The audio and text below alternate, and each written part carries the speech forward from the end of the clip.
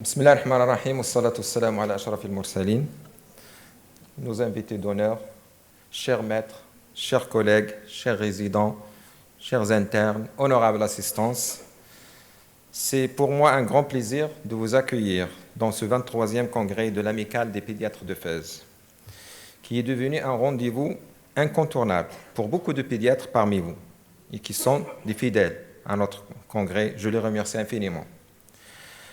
Je tiens à vous remercier tout d'abord pour avoir répondu à notre invitation, pour participer à ce congrès et rehausser son niveau. Et à l'accoutumée, nous avons essayé de vous préparer un programme intéressant qui est basé sur la requête qu'on a faite auprès de nos confrères et que nous avons transmis sous forme de questions aux experts pour les traduire sous forme de présentation. Comme chaque année, le programme est riche et diversifié. Chacun trouve ce qu'il trouve. C'est ce qu'ils cherchent. Tout cela pour améliorer la prise en charge de nos enfants marocains dans notre pratique quotidienne. Et tout à l'heure, vous avez assisté à des débats. C'est vrai, on choisit des sujets, mais on reste toujours sur notre fin, puisque c'est un congrès de pédiatrie générale. Il y a des sociétés savantes qui peuvent donc approfondir la discussion et le débat sur les mêmes sujets. Nous réservons un espace, comme toujours, dédié aux jeunes pédiatres, résidents et internes, comme chaque année, en leur donnant l'opportunité de présenter des communications orales et affichées qui sont encadrées par leurs maîtres enseignants, que je remercie en passage. Les différents CHU du Maroc sont présentés, que ce soit publics ou privés. Et chaque année, on réserve des prix de valeur pour les meilleures communications orales et affichées pour encourager ces médecins et pour encourager la recherche dans notre pays. Cette année, nous avons voulu que ce congrès soit davantage un lieu de rencontre entre différentes générations de pédiatres. Il y a ceux qui ont mis le train sur les rails, je voulais dire par là les générations des pédiatres fondateurs. Je suis très honoré, très fier et très content d'avoir nos maîtres ici présents, que vous connaissez tous. C'est vrai, on a essayé de regrouper tout le monde, donc j'ai invité tous les pédiatres donc, que vous connaissez. Ceux qui ne sont pas là, ils ont des empêchements personnels. Donc il y a toutes les générations, la génération fondatrice, les générations les moins jeunes, les plus jeunes pour ne pas... Vous voyez que les différentes générations sont présentes. Comme ça, on est assuré pour le présent et le futur de la pédiatrie au Maroc, pour une bonne transmission de savoir-faire et de savoir-être entre ces différentes générations.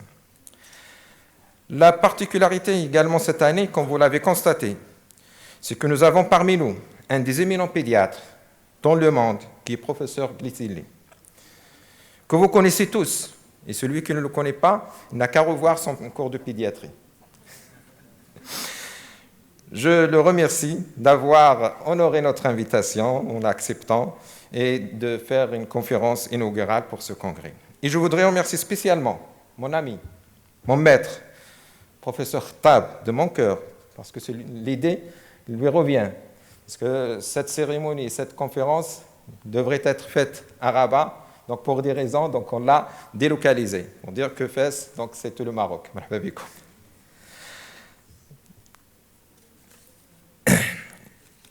Et je voudrais également remercier énormément mon maître, professeur Al-Harch, pour son soutien, ses encouragements et surtout son dynamisme et dévouement que j'ai toujours admiré depuis que j'étais interne chez lui. Professeur Hirsch, elle a voulu que ce soit un événement à la hauteur de notre invité, professeur Claude Cresselli. Je vous remercie, monsieur Hirsch, d'avoir accepté de présider cette cérémonie et la conférence inaugurale de cérémonie d'hommage, à côté de mon maître, professeur Malki, mes amis ici présents, docteur Afilal, et tous les présents. Donc, je remercie également tous nos maîtres pour leur présence, leurs apports indéniables à la réussite de ce congrès. L'organisation de ce congrès ne pourrait avoir lieu sans l'effort des membres du bureau de l'Amicale des pédiatres de Fès, que je remercie énormément, et je vous demande de les applaudir. Donc, vous avez leur nom dans le programme. Et je ne pourrais remercier assez nos partenaires de l'industrie pharmaceutique qui ont fait et qui font un grand effort pour soutenir la formation médicale au Maroc. Je les remercie infiniment. Et vous avez la liste devant vous de nos sponsors. Voilà, donc je vous souhaite un très bon congrès et bienvenue. Je donne tout de suite la parole au professeur Al-Harash pour présider la séance de la conférence inaugurale et de la séance d'hommage. Vous avez la parole, Jean-Baptiste.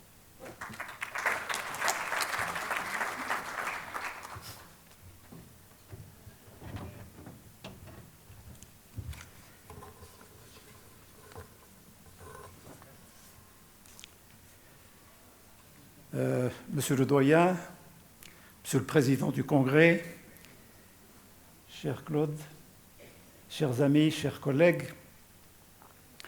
tout d'abord, je voudrais remercier l'Association des pédiatres de Fès, son président et les membres du comité organisateur du Congrès pour leur aimable invitation et l'opportunité qu'ils nous donnent en recevant un éminent conférencier, un grand ami du Maroc, le professeur Claude Grisselli.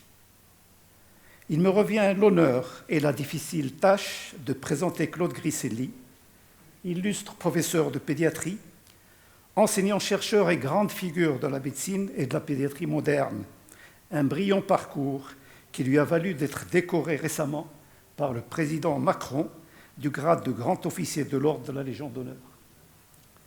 Il est également commandeur de l'ordre du Wissam Alaouit, décoration qui lui a été décernée par feu Sa Majesté Hassan II. Il est nommé par Sa Majesté le roi Mohammed VI membre de l'Académie Hassan II des sciences et techniques, à laquelle il apporte une contribution remarquable. Claude Grisselli, au fait, n'a pas besoin d'être présenté. Il est connu à travers le monde pour ses travaux, ses apports en matière d'immunologie et de génétique. Dans son allocution de décoration de la Légion d'honneur en janvier dernier, le président Macron a dit de lui « Si vous êtes, cher Claude, une des personnalités médicales les plus influentes depuis les années 70, c'est que vos travaux sur les déficits immunitaires héréditaires font partout autorité. » Fin de citation. Pour ma part, je me contenterai, faute de temps, de parler de l'homme tel que je l'ai connu et de ses principales réalisations. J'aborderai plus tard sa précieuse contribution à l'essor de la pédiatrie marocaine. Tout d'abord, nous partageons, Claude Grisselli et moi, la même fierté de nos origines slaouis, n'est-ce pas? Mais il est également proche de la ville de Fès, qui nous reçoit aujourd'hui. Il est proche de Fès par la science et la culture. Claude Grisselli a commencé ses études médicales de médecine à la faculté des sciences de Rabat. Et il a réussi brillamment l'année PCB, l'équivalent de l'année propédeutique médicale. Le Maroc ne disposant pas à l'époque de faculté de médecine, qui ne sera inaugurée qu'en 1962 et dont j'ai intégré la première promotion comme Amina, comme Madame Haj Khalifa et bien d'autres, Claude Grisselli va poursuivre ses études de médecine à Paris. Et en tant qu'étudiant, il loge à la Maison du Maroc, à la Cité internationale, boulevard Jourdan. Je pense que certains la connaissent. Là encore, c'est un signe de loyauté et de fidélité à notre pays. Le président Macron a dit, au sujet de ses liens avec le Maroc, « l'autre pays de ton cœur ». Interne des hôpitaux de Paris, il fréquente les services d'éminents professeurs tels que Jean Bernard, Jean Dossé, Anna Alagil et bien d'autres, Maté. Et c'est ainsi qu'il est atteint du virus. Un virus qui ne le quittera pas, le virus de la recherche médicale et de la passion pour l'immunologie et la génétique. Il va alors se perfectionner dans ce domaine dans un grand laboratoire new-yorkais, dans la New York University, auprès du prix Nobel Baruch Benacerraf. De retour à Paris, il va diriger l'unité 132 de l'INSERM, dédiée à l'étude du système immunitaire, des déficits immunitaires héréditaires et des maladies inflammatoires. Il prend la relève du professeur Modi Konaxi aux enfants malades et il dirigera l'unité d'immunohématologie. Il lui succédera également comme pédiatre de la famille royale. Durant cette période, il est à l'origine de plusieurs avancées médicales dans ce domaine, dans le domaine de l'immunologie, et je me contenterai de citer les plus particuliers, les plus saillants. Les premiers essais de greffe de moelle osseuse dans les déficits immunitaires héréditaires, les bébés bulles, c'est lui. Les bébés bulles qu'on fait croître, qu'on élève dans des enceintes stériles en attendant qu'ils puissent bénéficier d'une greffe de moelle. La description des déficits immunitaires particuliers, comme le syndrome qui porte son nom, le syndrome d'Al-Agil. Madame Haj Khalifa en parlait tout à l'heure. Et on en a rencontré au Maroc. C'est encore lui, un déficit immunitaire partiel avec albinisme. Les travaux sur la transmission mère-enfant du sida et les premiers essais thérapeutiques en collaboration avec un autre prix Nobel de médecine, Françoise Barré-Sinoussi. Puis, les premiers essais de thérapie génique avec Alain Fischer, et j'en passe. À côté du scientifique, c'est aussi l'humaniste. En effet, en 1994, il est à la tête de la Fondation Hôpitaux de Paris, Hôpitaux de France, présidée par la première dame, Madame Bernadette Chirac. Il contribue au lancement de l'opération Pièce jaune. Vous savez, cette petite pièce qu'on laisse de côté et qu'il a exploitée pour collecter des fonds d'aide aux hôpitaux et aux patients, comme le lancement des hôtels pour accueil du couple mère-enfant, à l'instar de ce que fait notre ami Fouzia, que je salue ici, en créant la Maison de l'Avenir, qui accueille des enfants atteints de cancer pour qu'ils puissent suivre leur traitement. Je ne ferai que rappeler aussi que tout au long de ce parcours, Claude Griselli a fait partie et animé diverses commissions au sein du ministère de la Santé, de l'Enseignement supérieur, des mairies et des collectivités locales. Et puis, en 1996, son parcours culmine. Il va diriger l'INSERM pendant 5 ans. Et pendant ce mandat, il arrive à imposer, malgré quelques réticences, mais avec doigté et diplomatie, le rapprochement de la recherche médicale des services hospitaliers et des universités pour une meilleure efficience. En 2007, sous son impulsion, l'Institut Imagine voit le jour. Il s'agit d'une fondation de coopération scientifique qui regroupe plus de 450 chercheurs, médecins, techniciens, ingénieurs, organisés en équipe, tout impliqués dans les maladies génétiques. Enfin, last but not least, en 2021, paraît son livre « L'enfant sans défense », où il retrace ce qu'il a animé des années durant pour le bien-être de la santé des enfants, livre que je vous recommande vivement de lire pour la richesse des enseignements que tout pédiatre pourra tirer de cette lecture. Et je le recommande au même titre que le livre du père de la pédiatrie française, L'honneur de vivre, du professeur Robert Debré. Mais cet admirable parcours ne s'arrête pas là.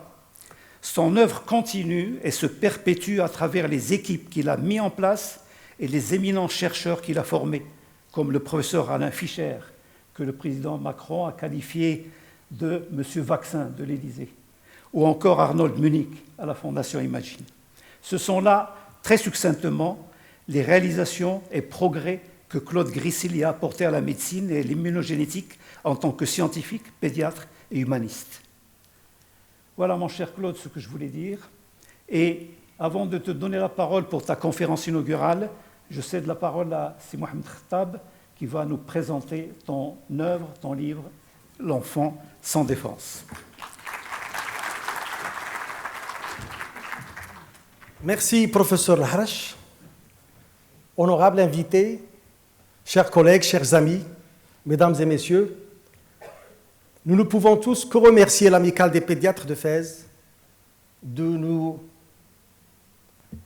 d'organiser annuellement et fidèlement ce congrès qui est non seulement plein de riche en sciences, mais aussi plein de chaleur. Et nous ne pouvons qu'être heureux aujourd'hui d'avoir avec nous l'éminent pédiatre mondialement connu, dont le professeur Lahrache vient de tracer un petit peu son parcours, mais aussi avec nos maîtres auprès de qui nous avons appris la pédiatrie, M. Lahrache, Mme Malki-Tiazi, et je vois sur Mme Haj Khalifa, je vois donc ce que j'aperçois. Et donc c'est une grande soirée entre nous. Il y a un an, jour pour jour, Madame Hafsa, excusez-moi, je ne peux. Mon maître et mon chef de service, professeur Fouzia Alaoui, dont je viens d'apercevoir, bien sûr. Donc c'est une grande soirée entre nous. Et donc j'ai été chargé de présenter son livre, ça fait maintenant un an, jour pour jour, donc il a vu le jour. Et donc il me serait j'ai tout l'honneur de vous le présenter. On peut lancer, s'il vous plaît? Très bien. Donc finalement, c'est un Français du Maroc et du monde. Au Maroc, comme l'a dit, le petit Corse, puisque donc c'est un Corse qui est né en Corse, de parents corse, de grands-parents corse, donc c'est une fidèle lignée corse, qui est devenu un Slaoui. Donc il a fallu qu'il naisse à Salé, parce que son père, il était l'ingénieur des travaux publics de Salé, et qui va être ensuite l'ingénieur des travaux publics de Rabat. Et il s'est beaucoup occupé, s'est intéressé à l'entretien des murailles de Salé et de Rabat. Et aussi, il a beaucoup fouillé au cours des travaux publics. Et maintenant, si vous visitez le musée de Rabat, d'histoire, vous trouvez beaucoup de choses qui ont été collectées par feu le père de M. Claude Grisselli. Eh bien, comme un Slaoui, il va passer son école primaire à Salé, avec une turbulence, en jouant en quartier, avec toutes les confessions à l'époque. Nous sommes aux années 40, au début des années 40, les chrétiens, les juifs, tout ce que vous pouvez imaginer comme ville cosmopolite. Et étant donné... Et le problème, durant son école primaire, c'est qu'il a dit que je ne sais ni lire ni écrire. Parce qu'au début des années 40, il avait des problèmes de scolarité qui l'ont poussé à redoubler la CM1. Alors, aux années 40, on ne connaissait pas la dyslexie. Et donc, finalement, cette dyslexie, parfois un mal entre guillemets, peut devenir une force. Et c'est parmi ces forces et ces atouts qui ont permis à ce qu'il devienne ce qu'il est devenu aujourd'hui. Il a fallu qu'il combatte. Et puis, bien sûr, durant ces années où il n'a pas encore été brillant, c'était le sport. Alors, il était un grand sportif, au prix qu'il est devenu un champion du tennis et qualifié à son âge, à l'âge de 15 ans, pour jouer au Roland-Garros. Donc, vous imaginez, avec les jeunes de son âge, il va au lycée Gourou, et ceux qui ne connaissent pas le lycée Gourou à Rabat, c'est le lycée Hassan II. C'est un patrimoine, le lycée Hassan II, Gourou, parce que c'est l'ancêtre du lycée Descartes à Rabat, avant donc la création du lycée Descartes. Donc finalement, qualifié au Roland-Garros, mais pour aller en France, il faut passer la radio pulmonaire. Et vous vous souvenez de cette petite radio thoracique qu'on met 4 cm sur 3 sur un petit bout de papier, la radioscopie? Alors, qu'est-ce qu'on découvre? Mais qu'il a une caverne tuberculeuse. Donc, pas question d'aller en France. Et c'était un malheur pour lui, parce qu'il va passer pratiquement des mois et des mois. À l'époque, on ne savait pas traiter la tuberculose, comme le Covid. Il a connu le confinement au début des années 40, enfermé dans sa maison à Salé, pas de copains, pas d'amis, pas de sortie. Et puis, une caverne tuberculeuse, ça se traite pendant des mois et des mois. Et puis, il n'y avait ni sanatorium. Il fallait donc l'isoler. Il ne faut pas qu'il contamine les autres. Mais il était heureux, en fin de chaque après-midi, de voir ses copains donc du collège, parce qu'à l'époque, il n'y avait ni photocopie, ni imprimerie. Alors, tous ses copains, tellement il était charmant et sympathique, ils lui copient tous les cours, et ils arrivent en fin d'après-midi pour lui glisser sous la porte. Et lui, donc, il apprend. Alors, cette tuberculose aussi, après la dyslexie, cette tuberculose lui a permis, enfin, durant le confinement, de lire beaucoup de livres, et en particulier les livres de médecine. Et c'est ainsi qu'il va trouver sa vocation future de médecin. Le bac dans la poche, il va devenir brillant, ce n'est plus le dyslexique. Il va passer les grandes écoles et devenir major de sa promotion. Et donc bénéficier d'une bourse à Paris et d'un logement à la cité universitaire. Donc il part à Paris pour la première fois, alors qu'il était tout le temps un Slaoui et un Rbati, En 1956, il commence sa médecine. 1956, c'était l'indépendance du Maroc. Il va loger, comme l'a dit M. Al-Harch, à la Maison du Maroc. Bien sûr, quand on est dans une cité universitaire aussi cosmopolite, plein de maisons, on peut rencontrer sa future épouse. Et c'est ainsi qu'il a rencontré sa future épouse qui est parmi nous au premier rang. Ce mariage fidèle va donner naissance à 4 futurs éminents garçons et filles. Mais tellement il était épris par la connaissance et la recherche, tout de suite après l'externat, qui était sur concours, et l'internat sur concours, et après avoir parcouru les grands services de parisiens, et dirigés par des éminents chefs de service, donc il va tenter une bourse pour New York, pour faire une année de recherche, parce que, comme je vais le dire à la fin, il ne se contente pas de voir et de prescrire, mais aussi de comprendre. Et il voulait comprendre et faire de la recherche sur le développement du système immunitaire et ses anomalies chez l'enfant. Une année à New York, avec sa femme, 4 enfants, une petite bourse, mais il s'est débrouillé pour revenir un grand chercheur. Et c'était les années 70 où il y avait l'essor des spécialités pédiatriques. Il va batailler pour créer une unité d'immunohématologie pédiatrique. Batailler, c'est facile à dire, mais c'est tout un art de convaincre son maître, professeur Pierre Musiconaxi. Et aussi, étant donné qu'il ne peut pas travailler dans la clinique seul, il a fallu une unité de recherche. L'INSERM ne l'a pas encouragé, il ne voulait pas d'autre unité, mais il a contourné l'obstacle et il a commencé à travailler, publier, jusqu'à il a prouvé qu'il mérite une unité de recherche, l'unité 132. Et bien sûr, comme l'a dit le professeur Al-Harch, la longue greffe de moelle osseuse en 1971, alors qu'à l'époque, on ne connaissait pas grand-chose sur le système HLA et la compatibilité. Au point qu'après le succès de ces greffes de moelle, parce qu'à cette époque, il a fallu trouver un environnement stérile.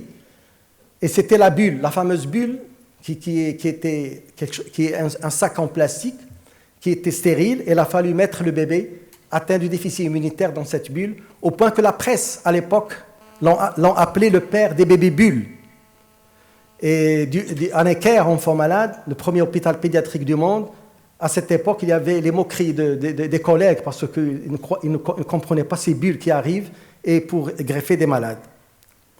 Et bien sûr, il va tellement travailler qu'il va découvrir la maladie de Griscelli, juste en observant des déficits immunitaires à répétition et des cheveux gris. Et donc, en les examinant au microscope, il va décrire plus tard, et en travaillant sur le gène, sur la maladie de Griscelli.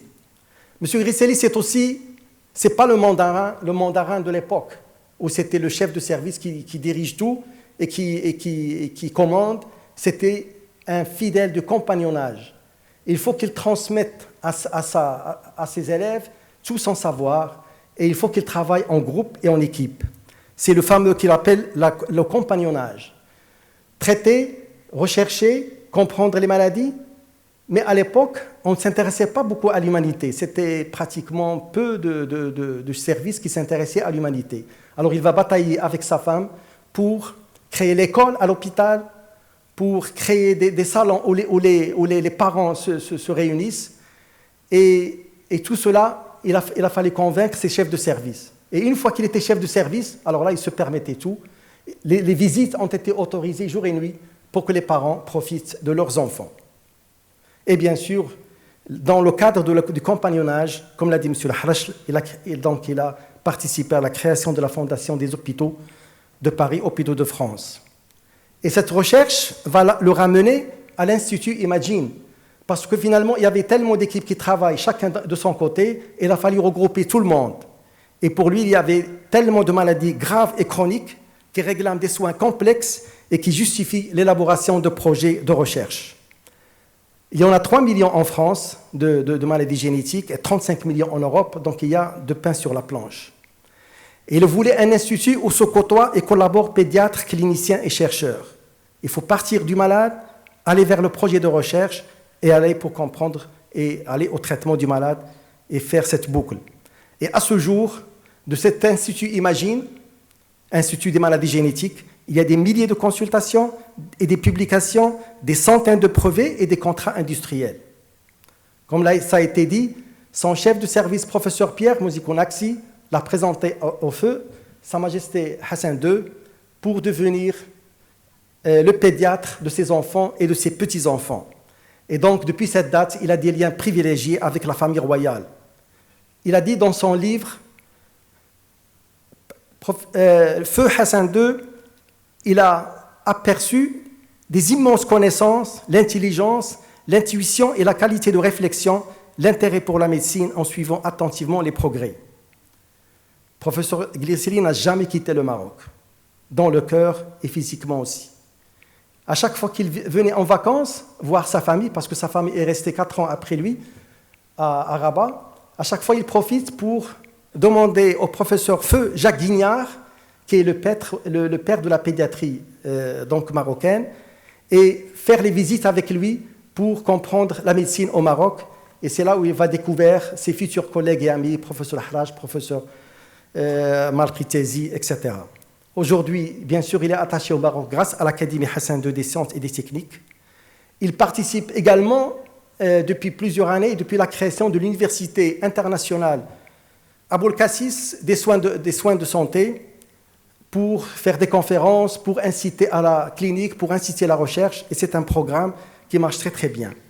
Et bien sûr, il nous a aidés, nous, pour le diagnostic et l'initiation de la greffe des déficits immunitaires. Il y a 3 ou 4 ans, à peine il y a 3 ou 4 ans, il nous fait visiter ses futurs élèves, ses élèves, ses anciens élèves qui viennent nous faire des conférences et nous aider à greffer. Et c'est ainsi que nous avons pu faire une greffe, la première greffe à Rabat d'un bébé de déficit immunitaire. Et il était très heureux qu'on arrive à cette étape. Et je me rappelle, à son âge, il y a 4 ans, il venait au service, il prenait les prélèvements, les mettre dans sa valise et les ramener pour les examiner à Paris gratuitement. Tout cela parce qu'il a les malades toujours dans le cœur. Donc finalement, en résumé, en conclusion, il a dit « La médecine n'est pas l'application d'une recette, ce n'est pas apprendre et prescrire, mais c'est une constante réflexion pour toutes les démarches diagnostiques et thérapeutiques. C'est un aller constant entre la recherche et la clinique qui doivent être couplés. Il faut toujours comprendre les mécanismes des maladies pour mieux les combattre. C'est ainsi qu'il est parti de New York à l'Institut Imagine. Il est tenace, il est déterminé, il a la tête dure. Quand il veut arriver à ses fins, il est prêt à se battre. Mais ce n'est pas pour son prix personnel, mais c'est pour l'enfant malade. À New York, ce n'était pas facile. Il a fallu qu'il trouve une bourse et un laboratoire. Pour créer l'unité 132 de recherche, il a fallu travailler et bosser et trouver des fonds. Enfin, pour créer une école à l'hôpital, ce n'était pas aussi facile. Mais pour lui, il n'y a pas question d'être freiné dans la réalisation d'un rêve. Et je pense qu'à travers ce livre, que je vous recommande tous de l'avoir, c'est de ne pas être découragé et toujours contourner les obstacles et aller vers l'avant. Il dit « Je ne reconnais pas, je contourne l'obstacle au lieu de passer en force ». Il est aussi un grand diplomate. Il ne va jamais au front. Il essaie de contourner et de comprendre. Le compagnonnage, comme l'a dit Paul Valéry, et dont M. Claude Guérisselli est d'accord, le chef, c'est celui qui a besoin des autres. Et il a toujours gardé une relation paternelle et amicale avec les patients 40 ans après les avoir traités et soignés. Et il est aujourd'hui très fier de ces chercheurs qui sont internationalement connus. Mais aussi, il est très sensible. Il a les larmes à chaque fois qu'il voit un malade ou il voit un patient qui a besoin de quelque chose. Mais on dit, pour terminer, qu'il y a toujours, wara kulli rajulin adim, derrière tout un grand homme, il y a une femme. Je la traduis comme ça. Qui n'est pas d'accord dans la salle? Qui ose dire qu'il n'est pas d'accord?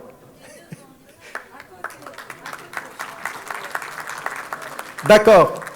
Eh bien, c'est Apollonia, sa femme, et il dit d'elle, et c'est ça la fidélité éternelle, c'était une petite rencontre furtive au sein d'une cité universitaire, mais ce sera sa femme qui est impliquée dans sa vie professionnelle, avec une présence active à l'hôpital, et il dit d'elle qu'elle est efficace, elle est précise, elle est observatrice et discrète. Et il dit que je dois beaucoup à son accompagnement et ses conseils et sa constance. Et il dit aussi enfin qu'il a été un soutien majeur tout le long de ma carrière. Et nous sommes à la semaine de la journée internationale de la femme, et donc il faut l'applaudir à Polonia. Donc pour tout ceci, pour ce combat pour l'enfant fragile et particulièrement l'enfant sans défense, je vous demande un standing ovation, de vous tous vous lever et l'applaudir le plus longuement possible.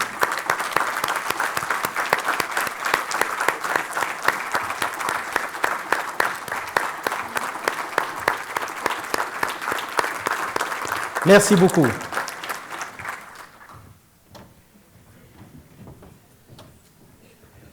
Merci, c'est Mohamed Khattab, pour cette émouvante et excellente présentation. Et vraiment, l'élève a dépassé le maître. Merci. Je donne tout de suite la parole à notre éminent conférencier, Claude Griselli. Claude, tu peux rester assis si tu veux, hein, ça ne pose aucun problème.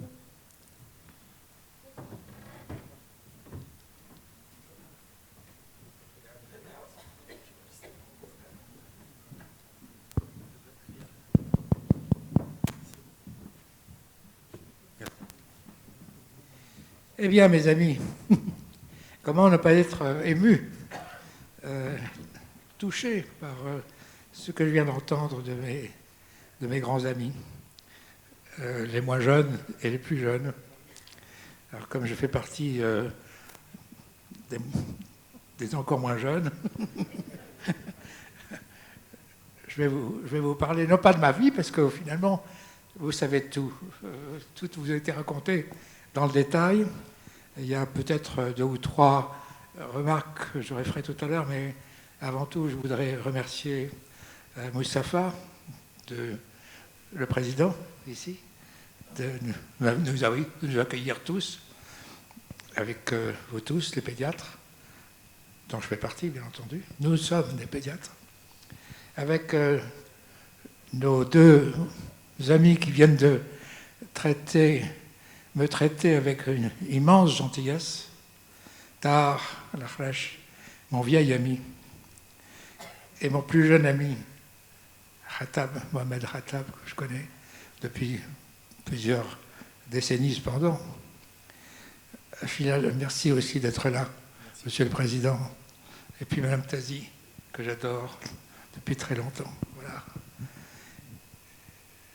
Je vous remercie aussi d'être tous là, parmi lesquels j'ai de vieux amis, je les regarde dans les yeux, les uns et les autres. Je vous regarde, vous êtes là. Et ça me touche beaucoup. Alors faire une conférence, vous verrez que quand vous aurez entre 85 et 90 ans, c'est beaucoup plus difficile que quand on aura 18 ans ou 68 ans. Mais d'autant plus que finalement, ce que j'aurais pu vous dire, c'est une partie de ma vie, et pourtant, tout a été dit parfaitement. Je voudrais quand même dire, non pas Tahar qui a tout dit parfaitement, magnifique, merci de tout ce que tu as pu dire, y compris ce que le président Macron a bien voulu dire de moi. Quelques remarques à Khattab. Il disait que j'étais né en Corse. La seule erreur qu'il ait faite. Je suis vraiment né à Salé. Tu as dit Corse. Ah, pardon. Alors c'est moi qui ai mal compris. Et je voudrais signaler 3 choses que tu as dites. La première, c'est d'avoir rappelé que dans les écoles, nous étions les musulmans, les catholiques et les Israéliens ou les Juifs, quelquefois les protestants. Il y a une histoire. Si on me demandait un jour, mais alors, il y avait dans tes écoles des chrétiens, des musulmans et des catholiques, eh bien je répondrais non, il n'y avait que des enfants. Il n'y avait que des enfants.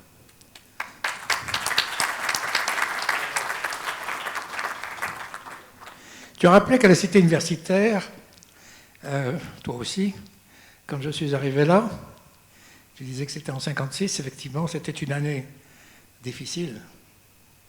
C'est celle où on s'est séparés finalement, tout en s'aimant. Je dois vous dire que quand c'était une université universitaire, il y avait aussi des juifs, des chrétiens, des musulmans, mais finalement il n'y avait que des étudiants. Et des étudiants de tout type. Et nous avons regardé ensemble la Coupe du Monde de football. Rappelez-vous, c'était en Suède en 1958. Et on applaudissait tout. On applaudissait bien sûr la France, le Maroc n'était pas qualifié, malheureusement à l'époque, mais la France l'était. Et il y avait un grand footballeur qui s'appelait Juste Fontaine, qui avait marqué 13 buts au cours. Eh bien, Juste Fontaine a été un lien entre nous tous. Ça n'a l'air de rien, et quelquefois le sport, nous le savons, est un facteur de cohésion. Juste Fontaine, merci. Et puis, tu as parlé du compagnonnage. Effectivement, je tiens beaucoup à dire tout de suite que si je n'avais pas de compagnon, je ne serais pas là. C'est vrai pour toi aussi, Darklech. Pour toi aussi, Madame Tazi. Pour toi aussi, Fouzia. Et toi, et vous tous. Donc, nous sommes une équipe. S'il n'y a pas d'équipe, il n'y a pas de progrès. Et effectivement, merci d'avoir dit, l'un et l'autre, que ce que j'ai cherché à faire, c'était d'organiser une masse critique, scientifique et médicale pour que tous ensemble, nous progressions. C'était vraiment ce que j'ai voulu faire dans la vie. Et ceux qui sont suffisamment âgés, ici présents, je vous le conseille. Et ceux qui sont les plus jeunes, ici présents, arrangez-vous à être le plus proche possible de votre patron ou de votre patronne. C'est très important. Voilà. Et enfin, c'est vrai, quand on est pédiatre, ce qui nous unit aujourd'hui, c'est que nous ne traitons pas n'importe qui, on traite un enfant qui a une famille, un enfant qui va grandir et qui va se souvenir de son pédiatre. D'ailleurs, une histoire, vous ne la raconterez pas ailleurs. J'ai été invité au mariage récemment avec mon épouse du prince Moulay Rachid, puisque vous disiez que j'ai des liens avec la famille royale. Effectivement, ces liens existent depuis 40 ans. J'ai beaucoup d'estime pour cette famille magnifique. Et alors, je rencontre pendant cette grande fête qui avait lieu dans sa magnifique maison, et il me présente son épouse, la Houm, et il dit à son épouse, je te présente mon pédiatre. Ce qui veut dire que vous voyez, on se souvient toujours de son pédiatre. Alors il peut dire, je te présente le professeur Grisselli qui a fait ceci et cela. Non, je suis le pédiatre. Et donc c'est très important. Même, vous voyez, 30 ans plus tard, 40 ans plus tard, on se souvient de qui est le pédiatre. Alors, cette discipline splendide est bien difficile. Et il faut qu'elle se maintienne à sa hauteur de qualité. Quand on compare avec la médecine d'adulte, il n'y a pas photo. La pédiatrie est splendide. Elle est splendide parce qu'elle est faite à la fois de soins, de recherche, et d'humanisme, et d'éthique. Et ce sont les trois dimensions indispensables. Merci, Tahar, de l'avoir dit. Merci aussi de l'avoir dit, Khatab. Mais j'aimerais bien en reparler avec vous. D'abord, l'examen clinique, le pédiatre sait faire. Il est indispensable. Quand je vois que dans certains pays, dont la France, on commence à dire « mais non, après tout, les 9/10 du travail, c'est uniquement l'interrogatoire. Ça peut très bien être maintenant à distance. Je ne vois pas la pédiatrie faite à distance. Je suis je doute beaucoup que ça puisse se faire. En tout cas, ce serait une dégradation. J'espère que ça ne vous arrivera pas. Et puis, vraiment, le pédiatre bénéficie, mais c'est vrai aussi pour la médecine d'adulte, à des investigations maintenant extraordinaires. Je regrette même de ne pas débuter ma pédiatrie maintenant, parce que c'est fou, ce que je me ferais plaisir. Parce qu'avec tout ce qu'il y a comme possibilité, c'est tout à fait étonnant. Et cela me mène à vous parler de la recherche. Oui, merci de l'avoir rappelé l'un et l'autre. Il n'y a pas, pour moi, de médecine sans recherche. Mais ce n'est pas obligatoire. On n'est pas obligé d'aller chez Benasseraf à New York pendant un an, s'occuper de souris et de rats pour faire de la recherche. La recherche, elle peut être tous les jours et pour tous les malades. L'essentiel, c'est de se dire, y a-t-il quelque chose que je ne comprends pas? Pourquoi j'utilise cette thérapeutique?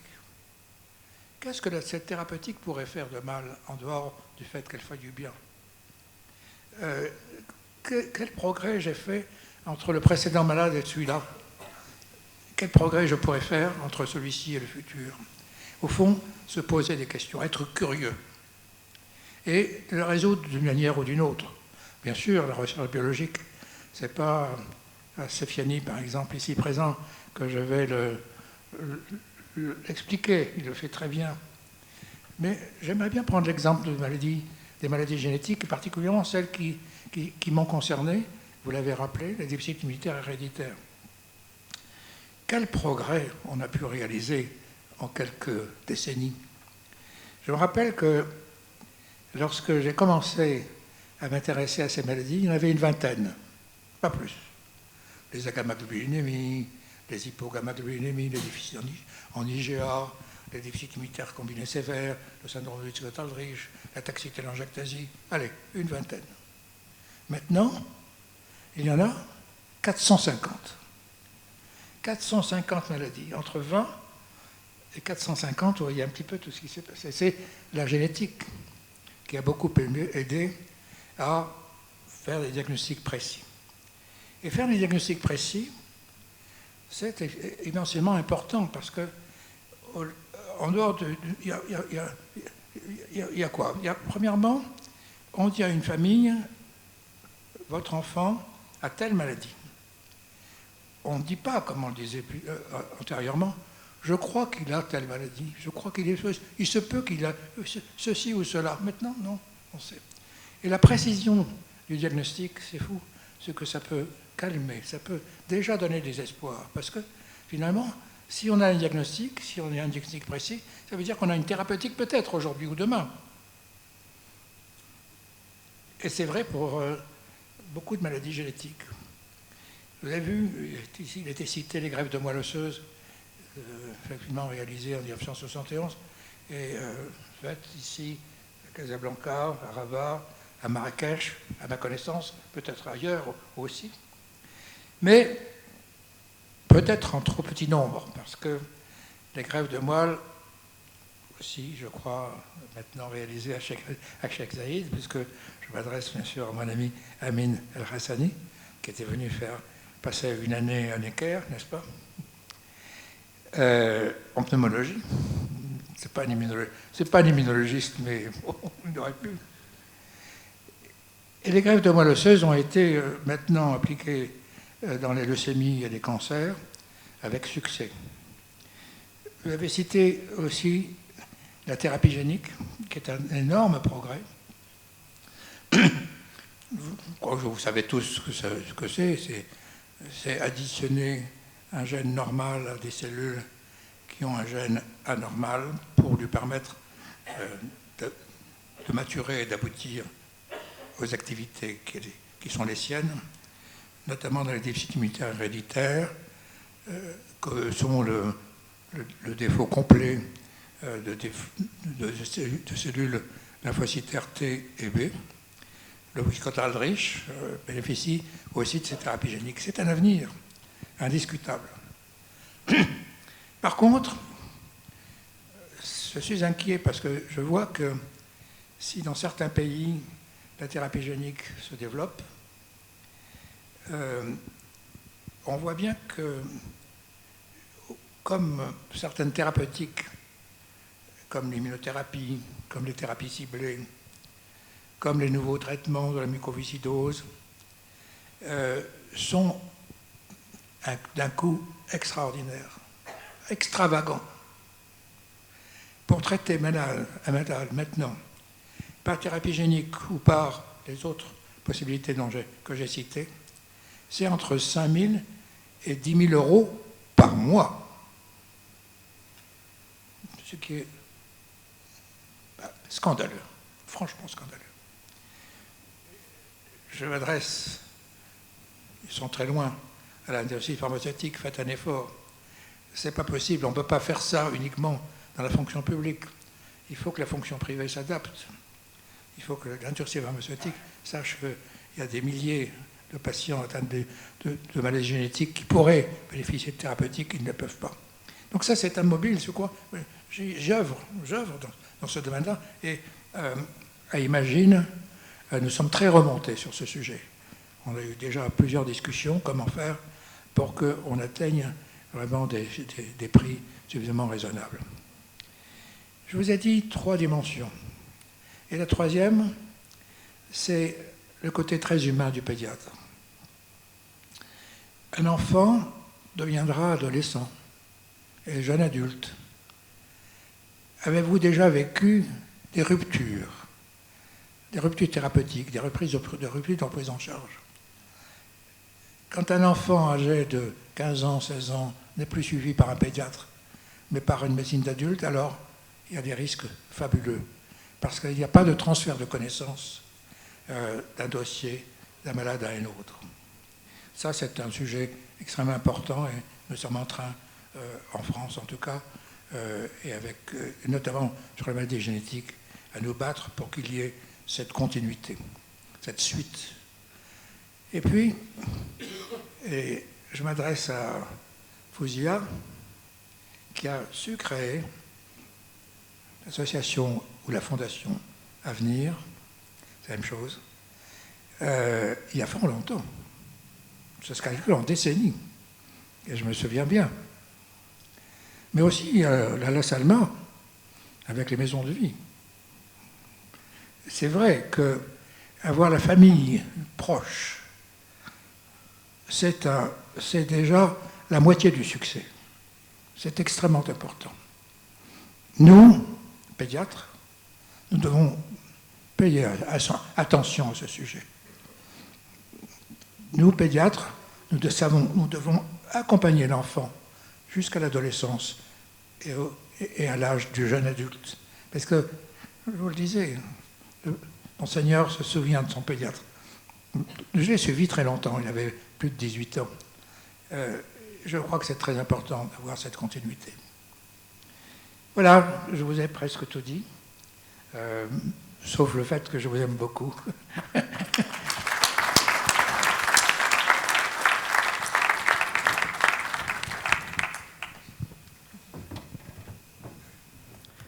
Merci Claude pour ces mots pleins d'enseignements et toujours aussi intéressant de t'écouter, de t'entendre. Très cher estimé ami, très cher Apollonia, je suis à la fois ravi et ému qu'on ait pu enfin organiser pour cette cérémonie pour te rendre un hommage solennel en reconnaissance pour les nombreux services rendus à la pédiatrie marocaine en particulier et à la pédiatrie et à la science en général. Permets-moi de rappeler ici très brièvement quelques faits importants qui ont marqué notre collaboration et scellé notre amitié qui remonte à notre première rencontre dans les années 72 dans le bureau de feu le professeur Modi Konaxi à l'hôpital des enfants malades à Paris qui recevait les jeunes médecins marocains en quête de formation et de spécialisation en pédiatrie.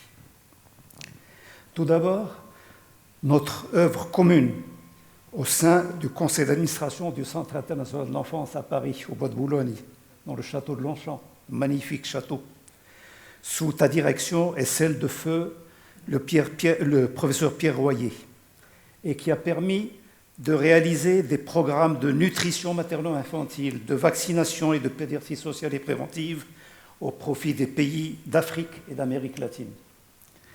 Le Maroc a bénéficié dans ce cadre d'une assistance pour la mise en place du programme national de vaccination et de lutte contre les maladies diarrhéiques.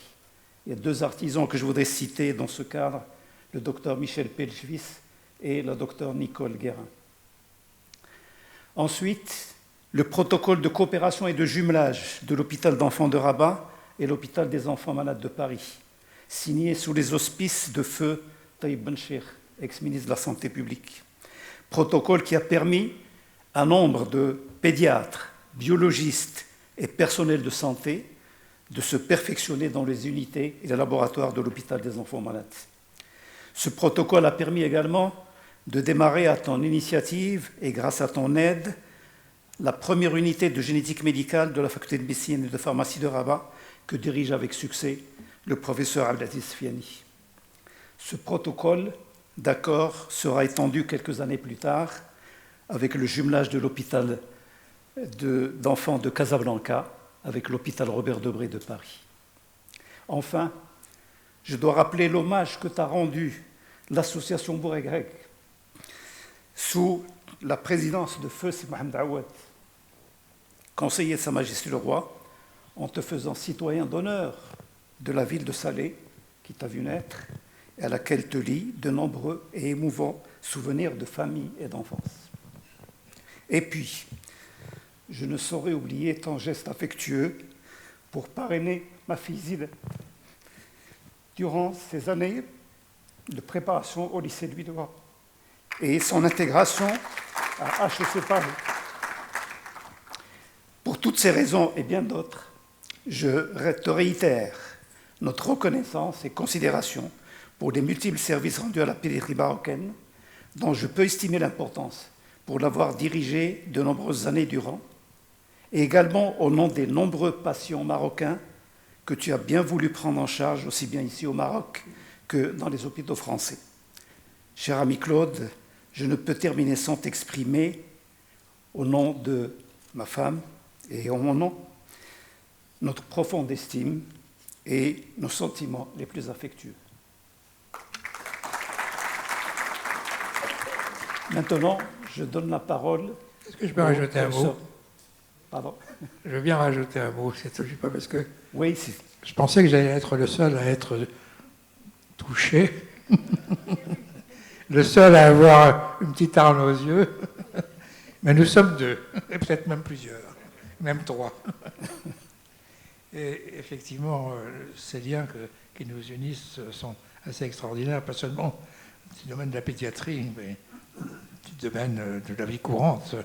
Et effectivement, vous avez une fille adorable, magnifique, et un fils splendide aussi. Merci. Mais je voudrais rappeler une histoire qui m'a beaucoup marqué et que je me suis permis de raconter une fois lorsque Lala Myriam présidait à Marrakech un congrès avec plus de monde encore qu'ici aujourd'hui sur la médecine de l'enfant. Et cette histoire, tu l'as vécue avec moi, c'est un petit Mohamed qui avait un diabète et qui était un enfant intelligent, impétueux, très sympathique, et on avait envie de l'embrasser tellement il était adorable. Et j'avais fait la visite avec toi. Oui. Ça m'est arrivé plusieurs fois. Il n'y a pas que Guignard, il y a aussi les élèves de Guignard. Et ce petit Mohamed, je t'ai demandé 6 mois plus tard, qu'est-ce qu'il est devenu? Il me dit, il va très bien. Et l'insuline a été offerte par M2, je crois, par la radio de l'époque. Hein? 2M, c'est ça. L'insuline est offerte. Elle avait offert d'ailleurs à tous les Marocains, si j'ai bonne mémoire. Tout se passe bien et il descend de son village au dispensaire avec un âne et il reçoit son insuline régulièrement. Alors, c'est magnifique, c'est splendide. Et puis 6 mois plus tard, je dis alors comment va-t-il, Mohamed? Et tu m'as dit, il est décédé. Je dis, qu'est-ce qui est arrivé? Qu'est-ce qui est arrivé? L'âne est mort. L'âne est mort. L'ambulance a disparu. Le traitement n'a plus eu lieu et l'enfant est décédé. Mais tu vois cette histoire que je raconte, que j'ai racontée devant beaucoup de monde, et la Myriam en particulier, ça l'a beaucoup touché. Ça m'a touché, ça m'a marqué. Ça fait partie de ce que je n'oublierai jamais. Merci. Alors, je voudrais donner maintenant la parole à mon ami Hassan Afilal, président de la Société marocaine de pédiatrie, qui va dire un mot en ton honneur. Merci beaucoup. D'abord, je suis très heureux de voir tout le monde non masqué. Ça fait une éternité de revoir les visages et d'avoir cette pandémie derrière nous. C'est un grand honneur d'être là. Après tous ces mots qui ont été dits, c'est très difficile de placer quelque chose. Je voudrais remercier nos amis de Fès d'avoir permis cet événement, nos amis qui ont toujours fait des événements de très haut niveau. Nous sommes très honorés d'être à chaque fois ici. Et puis, il y a du boulot au Maroc. Il y a beaucoup de travail. D'abord, par rapport à ce qu'a dit le professeur Yuseli, c'est que le pédiatre a sa place. Et nous avons eu, avec beaucoup de chance, la possibilité, en étant dans les comités, parce que vous savez qu'ils sont en train de faire les parcours de soins, qu'on doit passer, c'est le généraliste avant d'aller chez le spécialiste. Nous avons retiré la pédiatrie de cette liste. Nous sommes les seuls qui avons pu enlever ça, effectivement, parce que c'était inimaginable. Et c'est extrêmement important. Autre chose par rapport aux maladies génétiques, vous savez que nous avons 16% de consanguinité contre 0,5% en France, et que s'ils ont 3 millions de malades, nous en avons beaucoup plus, donc nous devons travailler plus. Ça, c'est extrêmement important, il faut partager. Autre chose, si on peut parler du professeur Griselli, je dirais sommité, je dirais simplicité, humilité, marocanité, très forte. Merci pour tout ce qu'il a fait. Nous sommes fiers d'être dans son équipe, parce qu'il a parlé d'équipe, et on se glisse avec lui parce que c'est un grand honneur d'être dans l'équipe de M. Griselli. Un jour, on lui a posé la question, on lui a dit « Quel est votre secret ?» Et la réponse a été « Il ne faut jamais s'arrêter de travailler. Il faut toujours rester curieux. » Et je vous invite tous à suivre ce chemin-là. Merci beaucoup. Merci. Et pour terminer, il va nous faire l'honneur, ce n'est pas nous qui l'honorons, c'est lui qui va nous faire l'honneur d'accepter la médaille du mérite national de la Société marocaine de pédiatrie.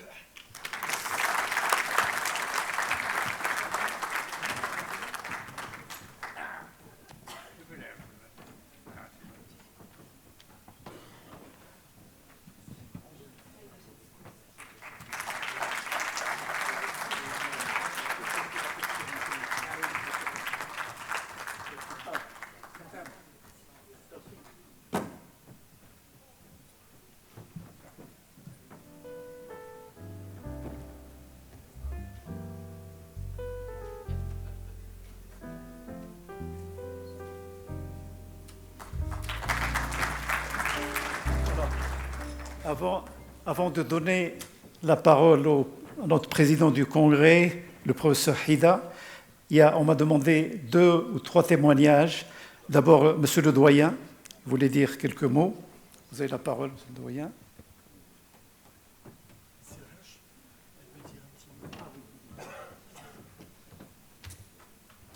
Merci, chers maîtres, collègues et amis. Je voudrais d'abord féliciter le professeur Hida pour ces 23e journées qui sont devenues un rendez-vous incontournable parce que c'est devenu une rencontre nationale et internationale. Donc félicitations. Je connais très bien et de très près le dynamisme de l'équipe de pédiatrie qui sont très actifs non seulement au niveau de la pédiatrie mais au niveau aussi des instances, de la formation médicale continue. Et je pense que Hida n'a fait que copier ce que lui ont appris ses maîtres. Et c'est l'occasion pour moi de vous rendre hommage parce que en 87, quand je faisais les 4 étages de la pédiatrie, eh ben, on a appris énormément de choses grâce à vous. Je n'ai pas fait pédiatrie, mais j'aurais aimé l'être quand je vois l'hommage d'aujourd'hui. Hein, ça va être trop tard. Donc, bienvenue à Fès, bienvenue à la ville qui abrite la première université du monde, universitaire Qarawiyyin. Et je pense que nous sommes honorés tous que cet hommage ait lieu ici, à Fès, dans la capitale culturelle et spirituelle du Maroc. Alors, je ne reviendrai pas sur les journées, je voudrais m'arrêter, puisque le fait le plus important pour moi, c'est l'hommage au professeur Claude Griselli. Je voudrais dire que quand on est en fin de carrière, je pense que les plus jeunes le comprendront avec le temps, quand on se consacre à quelque chose, quand on fait beaucoup de sacrifices, l'hommage compte énormément. C'est une reconnaissance, c'est en quelque sorte quelque chose qui touche, qui réchauffe le cœur et qui finalement c'est la seule énergie, c'est le seul retour de quelqu'un qui a sacrifié sa vie à quelque chose. Parce que ni l'argent, ni rien du tout ne pourrait, en quelque sorte, c'est la reconnaissance. Et donc, je vous félicite pour ce moment qui est très émouvant, avec beaucoup de témoignages. Je suis moi-même très honoré de participer à cet hommage. Et le fait de voir qu'il y a eu un parcours, je dirais, difficile par rapport à certains autres parcours, peut-être que certains parmi nous ont eu des parcours plus difficiles, mais le plus important, c'était de transformer les difficultés en opportunités.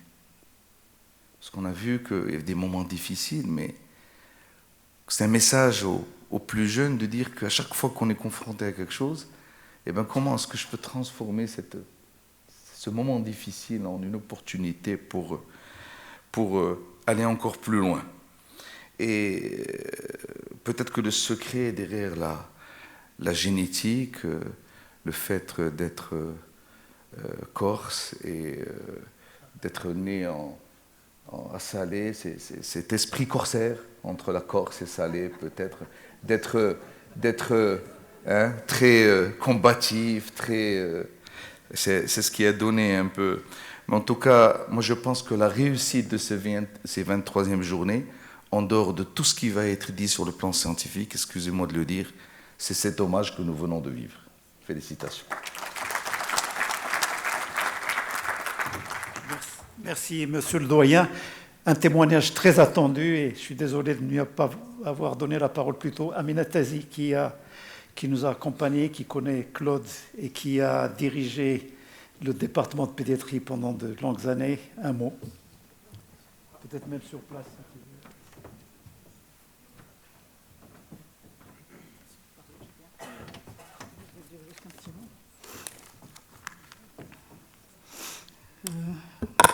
Moi, je serai très brève et je tenais à remercier les organisateurs de ces 23e journées de pédiatrie de Fès et à féliciter leur président, professeur Hida, pour le grand honneur et l'immense plaisir qu'il nous fait par l'hommage à notre grand frère, moi je dirais, de Salé, parce que je suis aussi de Salé, notre grand frère aîné, l'éminent et brillant pédiatre, chercheur, le professeur Claude Griselli, et aux qualités et valeurs multiples que l'on vient de citer. Je serai très brève et je suis vraiment très reconnaissante pour tout ce que vous avez apporté et je vous en félicite encore une fois. Merci.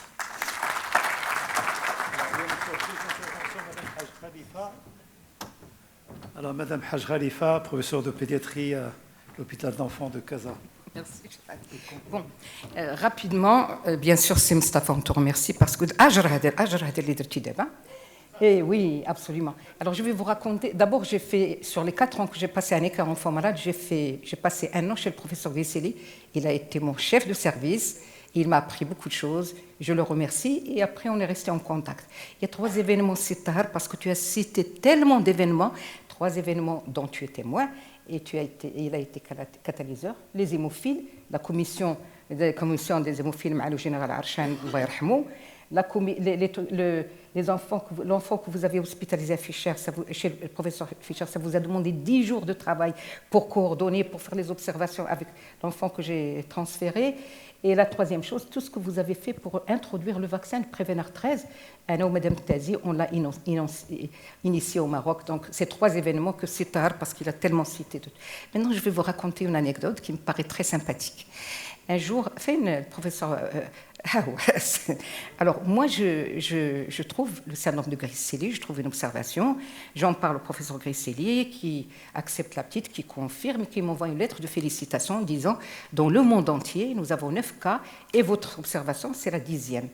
Et quelques années après, le professeur Bousfiha, qui est là présent, décrit aussi, retrouve cette maladie et il me demande de présider cette thèse.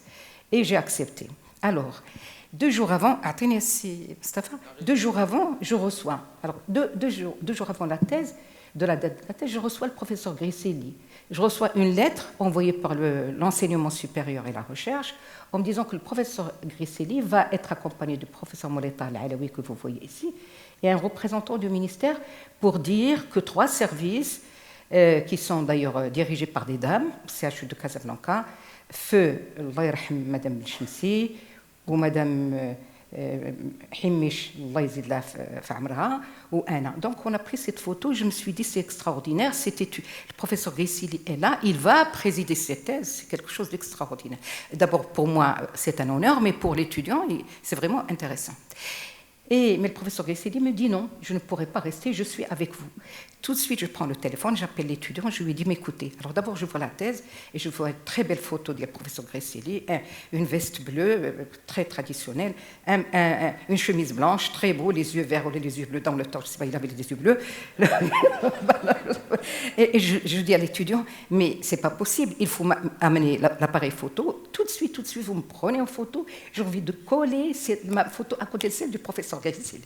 Si déjà l'étudiant est très, très gentil, très poli, et moi j'étais incorrecte, je le savais, mais je ne voulais pas changer de place. Donc je suis restée dans mon bureau, professeur Griscelli à ma gauche, l'étudiant à ma droite. L'étudiant Hachman. Et puis d'abord il est gêné par moi. Et en plus, tu professeur Griscelli. Il dit, monsieur, vous ne voulez pas que je vous présente un professeur qui vient de Paris? Vous ne voulez pas lever la tête? Il lève la tête et me dit, mais c'est lui. C'est la phrase que tu as dit tout à l'heure. Mais c'est lui. Oh, les larmes. Parce qu'on n'a jamais passé une thèse, quand on décrit une thèse par un auteur, on n'a jamais eu l'occasion de trouver devant nous quelqu'un qui l'a décrite. C'était vraiment, je trouve, émouvant. Et ça, vraiment, c'est extraordinaire. Voilà, c'est ce que je voulais dire.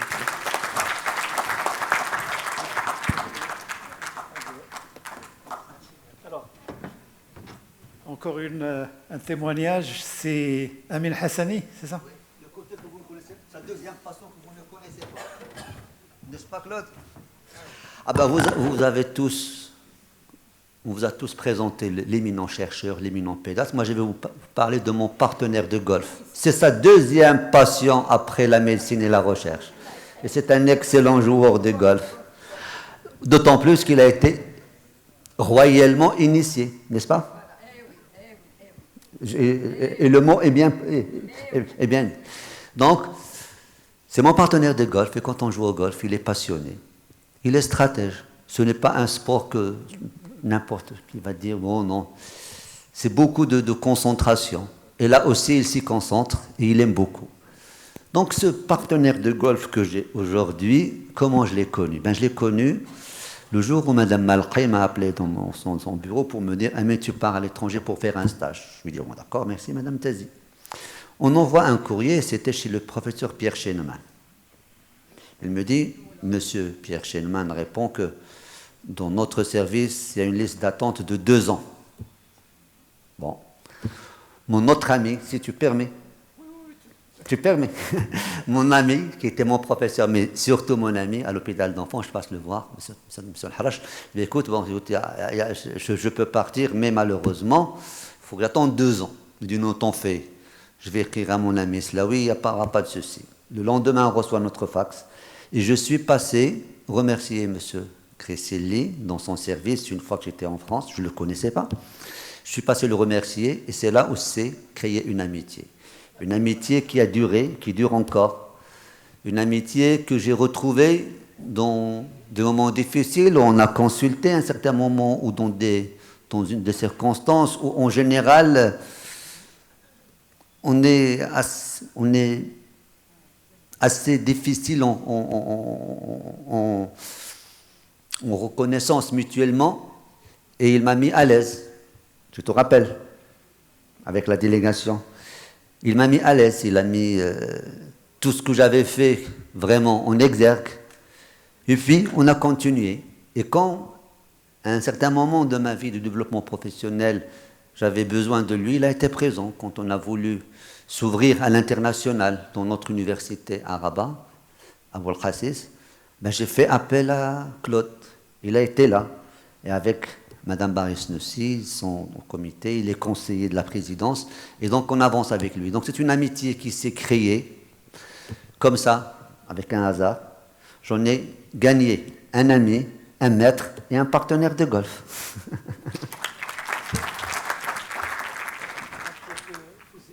Oui. Alors, moi, je ne parle pas en tant que Slaoui, mais en tant qu'épouse, voilà, du Slaoui. Alors, je raconte quelque chose qui m'a marqué. Alors, en 1995, quand on a ouvert la Maison de l'Avenir, je reçois un coup de fil du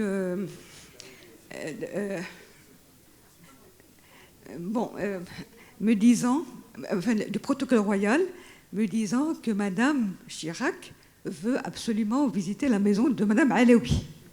Ah. Alors, je réponds que ce n'est pas la maison de Madame Alaoui, c'est la Maison de l'Avenir, et qu'elle est la bienvenue. Et on l'a fait visiter, enfin, vraiment, elle était formidable.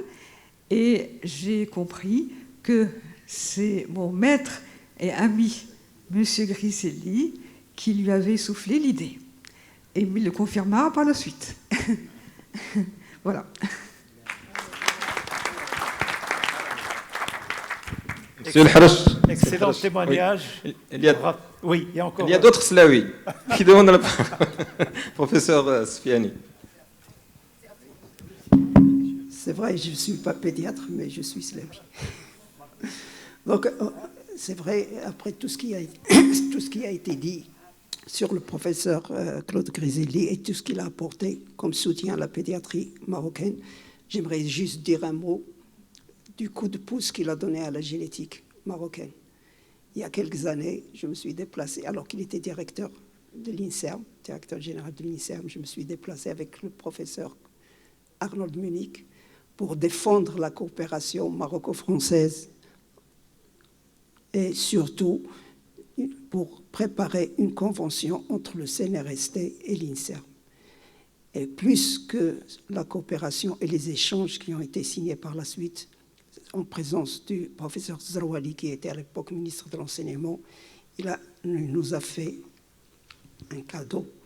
C'est la création, pour la première fois en Afrique, à part l'Afrique du Sud, et dans le monde arabe, de la première unité INSERM associée entre une unité marocaine et une unité d'INSERM.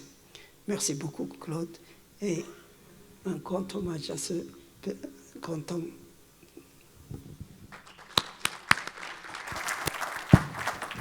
Bien. Alors, avant de donner la parole à notre président de congrès, que ceux qui sont Slaoui ou qui sont unis à des Slaoui lèvent la main. Parce qu'on va faire... Oui. Alors, la parole maintenant est au professeur Hida, président du congrès, pour dire un mot à son tour et clore cette séance. Merci beaucoup.